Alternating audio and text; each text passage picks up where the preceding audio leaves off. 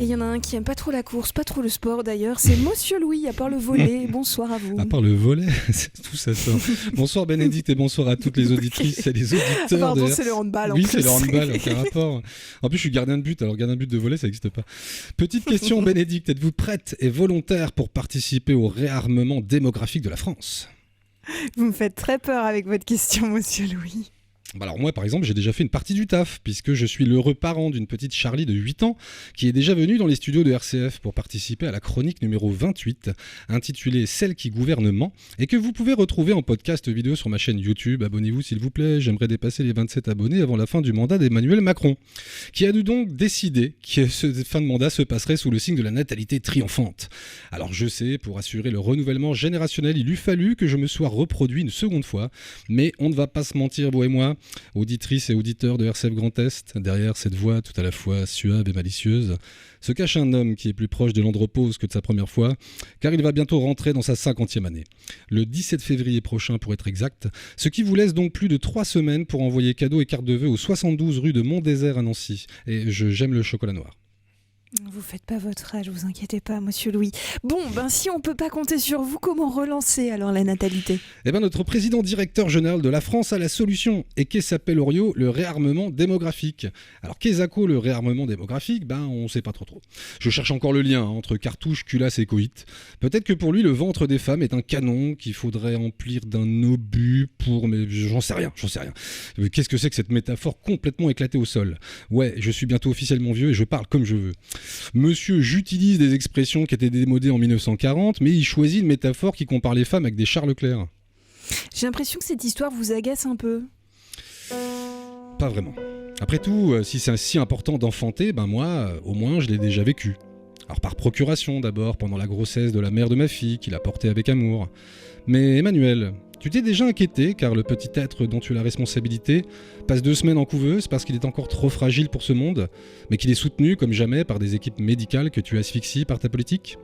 Manu, t'as déjà changé la première couche d'un nouveau-né qui t'envoie par réflexe un jet d'urine qui transformerait ta cravate rigide en serpillière, sous l'œil hilar des sages-femmes qui avaient soigneusement évité de te prévenir ?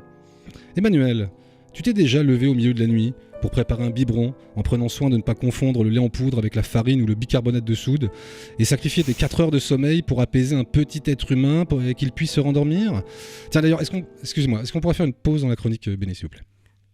Oui, de toute façon, c'était prévu dans le texte que vous m'avez envoyé, que je suis en train de lire. Je sais, Béné, mais c'était pour faire une transition dramatique parce que j'avais rien trouvé de mieux. Ah, d'accord. J'aimerais qu'on parle de cette histoire de sommeil parce que depuis le début du quinquennat de Macron, certains médias me rappelaient que notre général Bijard de la fécondité travaillerait beaucoup parce qu'il dort que 3-4 heures par nuit. Et depuis la nomination de Gabriel Attal à Matignon, rebelote. Selon le Figaro, notre nouveau Premier ministre serait capable d'enchaîner les nuits blanches.